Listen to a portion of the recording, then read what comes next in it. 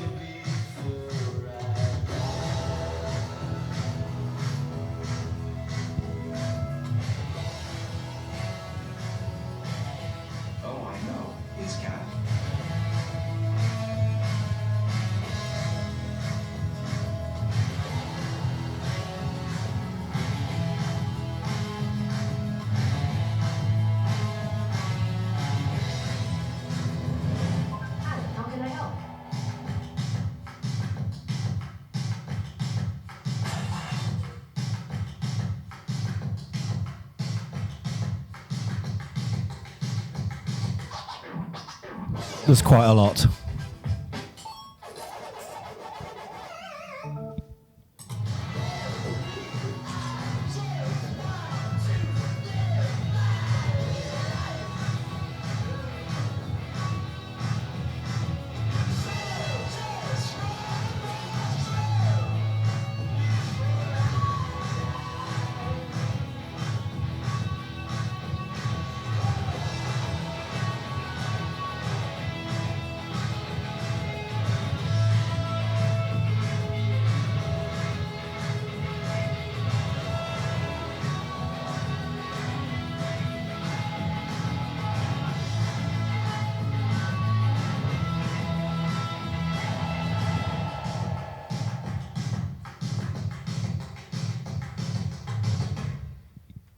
Cool.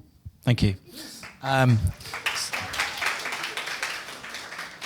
So basically what we tried to do was pull out, people were saying tell a story, tell a little bit about the projects.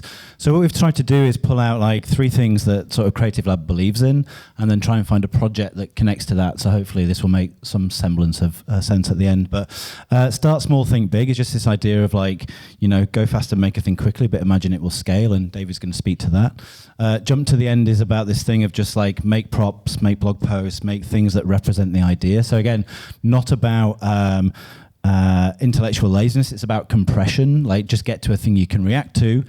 And then this is an interesting one for us, like make the right thing, make the thing right. That's also kind of how we do production here as well. So it's just very like get the sense of it and then make it proper. So let's go. Yeah, one thing I will say is, oh, blimey, thank you. How does this work? Perfect. That video kind of just sums up what we do. I think sometimes we have a remit just to communicate our products. That's kind of one side of the business. I think sometimes we have a remit to kind of just talk about our intentions and our kind of the ideals that we have as a company. So today's about, we genuinely believe that technology can be used as a force for good. And I think these are some examples of when we've used technology and our creativity to kind of have some real world impact in terms of good. So this project's called Assembly of Youth. is like, how do you give disadvantaged children a voice? And I think UNICEF came to us, and this, we'll all recognise this. This is the UN General Assembly in New York, and it's where the world leaders come together, and they will start speaking about how we're going to fix the biggest problems. And they went through these things called the sustainability goals, and that was in 2015. And UNICEF looked to that, and there was obviously things they're trying to fix, like poverty and hunger and climate change. One thing that didn't appear on those goals were children. So UNICEF, obviously being committed to helping children in danger, said that's a problem, and we felt like that was a problem as well. So we thought, how are we going to get a message to these world leaders? And the idea came from, it could have been a spot, it could have been a print thing. It actually ended up being a physical installation. I think what we wanted to do is stop people in their tracks. So as the world leaders walked into the General Assembly, we stopped them in their tracks with an installation. And this became, like, if that's a General Assembly, this is our first mock, this was our own assembly. It was an assembly of youth, and each of these individual plinths represented children. And you'll see it in some of the direction, but it's, we wanted it, they had hard lines, but I think the wood veneer gave them some warmth. But the idea that they were abstract, but the whole point here was UNICEF had a model to talk to children all over the world, and they were actually communicating through very basic phones, and through SMS, which was obviously free. They could have these thought-provoking questions that they would put to children, and they would come back with, these are problems that we need people to help us solve. So as you'll see in the background, eliminate poverty, fight disease, end conflict. These are real hopes and fears that these children were having. And our job was to put that right in the heart of the assembly. So as the leaders, the world leaders walked past, it would stop them in their tracks, which is exactly what it did. And it was announced by David Beckham and Ban Ki-moon, and it's kind of, and we got some stats on this. I think it went on to kind of reach more than 1 billion people in terms of awareness, and it's one of those things that it really put it on the agenda. So these are one of those projects where technology really kind of served to give children a voice, essentially. And here's a little film that we made that I'd like to play for you. I can press play.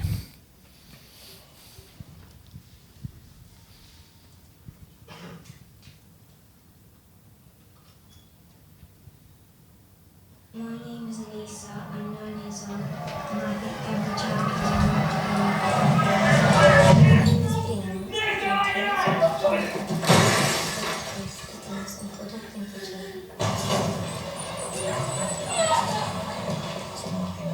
All children should have.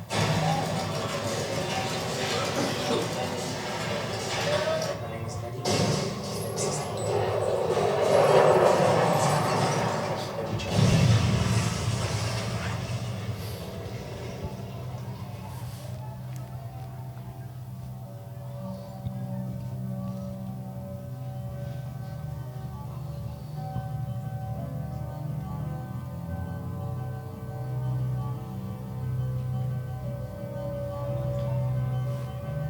Everyone I know has lost someone to disease.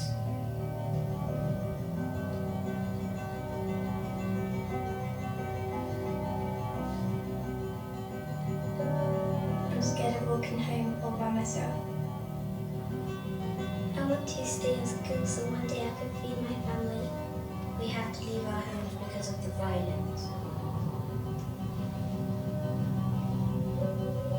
Eliminate poverty, fight disease, improve education and inequality.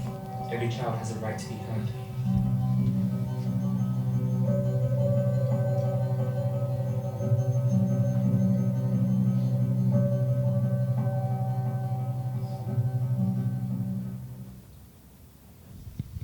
Yeah. Okay, I'm going to go through the next one really, really quickly, actually, because I think we talked about spending more time on this, but I think we'll focus on the stuff at the end. We also worked on a platform called SOS Alerts, which was about giving people information during time of crisis, this idea of like the 1% and the 99% and what sort of information do they require. So we actually broke down a bit of the designs and the thinking, but I think I'll move through it fairly quickly because we're going to go over. But the thing about this one was jumping to the end. So we very quickly just imagined how this thing could scale out across our products. Again, illustrative mocks only, not real, just sketches to see if the thing held together. And then we kind of backed out and go, yeah, it feels like there's something interesting here. so we put some guide rails up, and again, I'm not going to read all these out, but the interesting thing for me is the reversing back. So you kind of like run forward and see something holds, then back up and try and make sense of it. And then we really got into like what information do these people need at different times. And again, this is the 1% one when you're actually in the crisis at the time. So again, just diagrammatically trying to figure out what the most useful thing is. And then just ran through an exercise of sort of like maximum to minimum. Where do we want to be on this spectrum? Like how do people, you know, do you give them the right stuff at the right time without overloading them? And one of the principles is also not to cause panic. And I think some of the redness also, like we dialed that back a touch as well. So the best balance of information that's clear and concise. Again, I'm going really fast, so I apologize to people that worked on this at Google if you ever watched this video. We then handed it off to the engineering team and the UX team. They built some prototypes. Creative Lab stayed tight with them to make sure like it flowed out properly, but it was really great for us to see this real product actually turn out into life and is having a genuine impact on people's lives. So yeah, again, sorry for going through it so quickly, but we've got a bunch. And that went live in July 2017. So it's one that I was really proud of because it was one of the first projects that I worked on when I came back to Creative Lab London from Creative Lab New York. So yeah, again, sorry for going quickly. David. And I think to that point, like we're a team of thinkers and makers, and I think that's super important because we have these ideas, but if we can't get to the end quick, and if we can't make these things quick, they might not serve a purpose in a crisis response. So this was super important for us. We're super proud of this project. But obviously the refugee crisis in Syria displaced millions of people, and we got a phone call basically, and it was like, we need you guys to come out and see what you can do. And I wasn't in that team, but Steve, Jamie, a couple of the guys from the lab who are at the back there, they kind of went out and they went to Lesbos and they saw this firsthand, and it was kind of like, we need to do something now and quick because this is real and people need help. So the project's about how do you provide refugees with the reliable and up-to-date information. The bottom line is thousands of people were coming on the shore of Lesbos every single day, disorientated, not knowing where to go, not knowing where to find food, but the one thing they had, which is obviously, this is a kind of a crisis of our times. They had mobile phones, like literally no money, no food, mobile phones. And that was their lifeline to connect with family, to find, and the first thing they would do is jump off the boat and search. And our job was like, we could play a role here. We can use tech as a force for good, and we can use it to kind of power our creativity to find some solutions. No.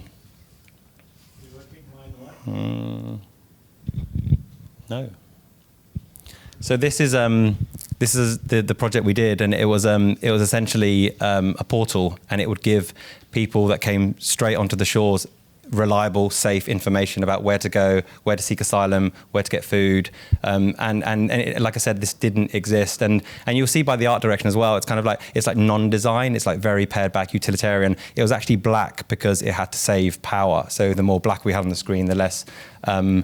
The less power it zap. So it was called Refugee Info Hub, and it was essentially a portal where NGOs could upload information in real time. And then this would be, something that the refugees could have immediately. And I think the clever thing about this is it doesn't always have to be sophisticated. Like the back end of this was Google Docs. So instead of it being a complex kind of content management system, it was literally Google Docs. And I think so that's what the NGOs would use, and that's what a refugee will see.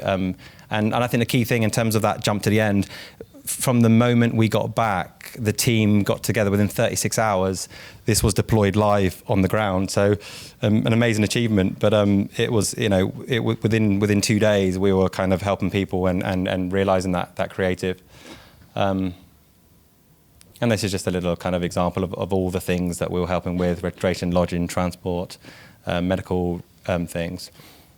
And I think within 4 months of deploying it, it was being used in 18 different countries and by about 30 different NGOs. So it had a huge amount of impact. And there's a little film, I believe.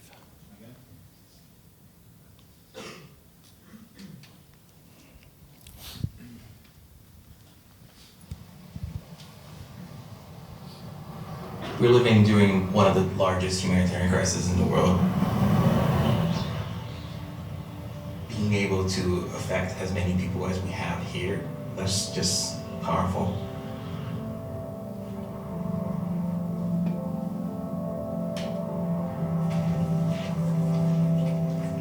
That was part of the emergency unit at the ARC sent to Greece to assess and provide life-saving support to refugees.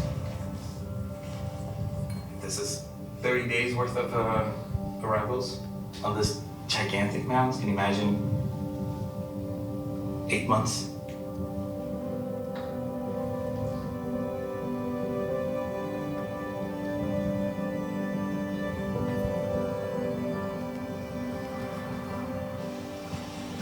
There were boats coming in day or night, carrying 50, 60, 70 people each. Having survived this hellish trip to face chaos, we were a handful of volunteers and some NGOs trying to provide basic stuff such as food, dry clothes, medical attention, and these people were totally helpless. Information was so scarce, they were full of anxiety of what comes next. You know, they had this first big step achieved, and then uncertainty.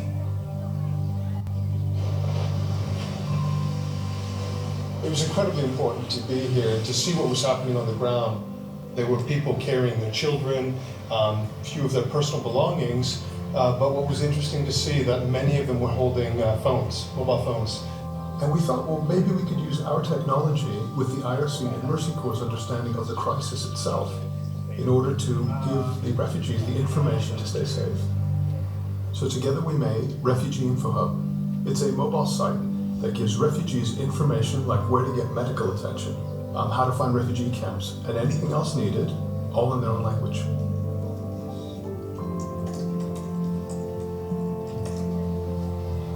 When we went live, it was powerful. What would take a few days, now it's a matter of minutes. What we started here, delivering life-saving information through technology, I think that's going to be the norm in the future. And the amount of people that we've touched is incredible.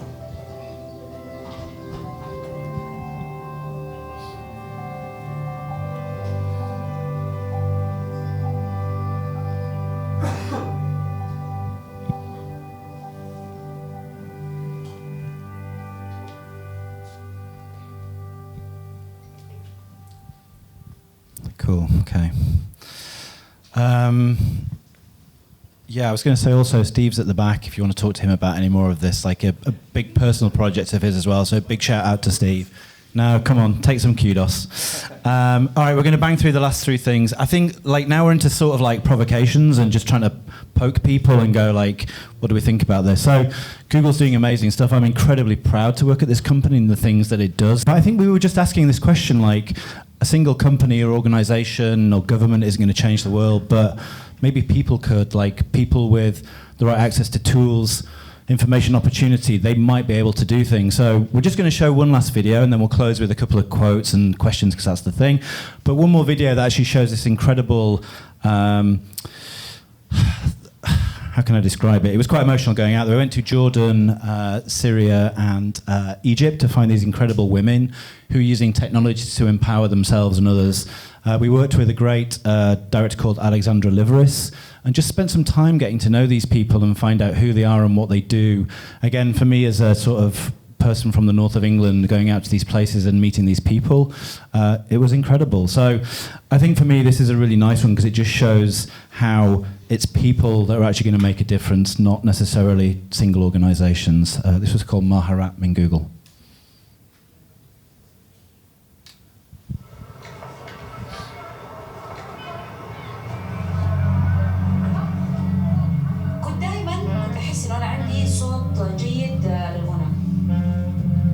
بس ما كان عندي ابدا الجرأة اني انا مثلا اغني قدام احد. لما كنت صغيرة كان عندي حلم. واحد من احلامي اني كنت العب بالاولمبياد. كنت دايما بحلم ان انا ينكتب اسمي في كتب التاريخ. عندنا دايما ستيريوتايب معين عن انه المرأة كيف لازم يكون شكلها، اشي الديوتيز تاعتها بالحياة. في تحديات معينة بنواجهها، في بعض المواضيع الحساسة جدا ما ينفع تتكلمي عنها. احنا في مجتمع يمكن ما بيديش اهتمام كامل للمرأة إنها تقوم بدورها في المجتمع.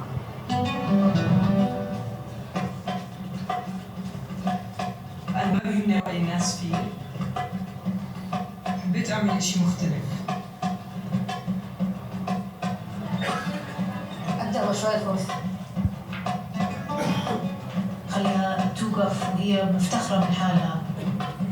إيمانهم بحالهم وثقتهم بنفسهم لحالها بتخليهم يحسوا إنهم بيقدروا يعملوا أي شيء بالحياة. التكنولوجيا هي السبب اللي قدرت أوصل كل هدول الناس. قررت إني أتعلم كل شيء لحالي من سكراتش. كانت عندي يعني فكرة بالتكنولوجيا والسوفت وير والكودينج، بس إني دفعت حالي للأمام وقلت إنه أنا حأمن بالفكرة هذه.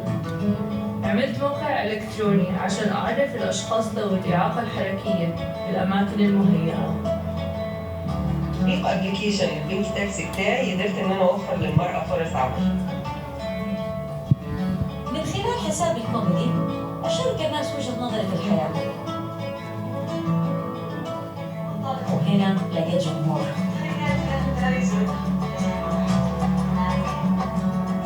أي أحد فيكم عنده فكرة وما عنده خبرة لا يتخوف، يعني يمشي للأمام ويتعلم. كل شيء بنسويه بالفعل.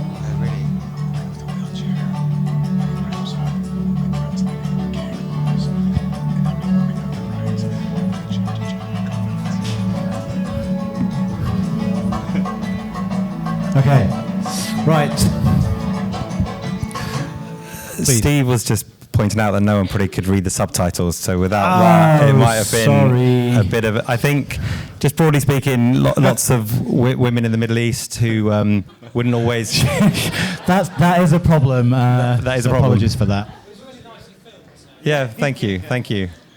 No, but I think just a couple of examples, like Hatoun would use YouTube to find a voice and tell people and give them a different perspective of life in Saudi Arabia. Somebody there was, accessibility was a massive issue in Jordan, and she would use a mobile app that she created to tell people where you would go in Jordan to increase accessibility. So I think that's just a couple of examples. That was a compilation of about 5 or 6 women that we ultimately went and met and made stories about. So I think what we'll do, somehow there's a way of communicating. We can send that. Tweet it or share it or send it to Nick. Yeah, so apologies. Something. Sorry about that. Somebody should have mentioned something halfway through. It's slightly embarrassing. No, but it's... But do you want to finish on this? Well, I think this is we keep pointing at Steve now. This is something that when Steve was president of the D&AD, he stood up in front of everybody and just had like a rallying call to creatives, like, you're more powerful than you think. And I just love the sentiment of this. The kind of the mojo that it creates is it just I don't know, it really resonated with it, and we want to just like throw it out there to everybody here and go like, see a thing, pick a thing up, like make a difference. Again, not the most articulate version of it, but I think this is a really like powerful thing here. And then the last one, which we'll just close with, is something that Robert Wong said, who's also another Creative Lab person, but again, speaks very truly to me.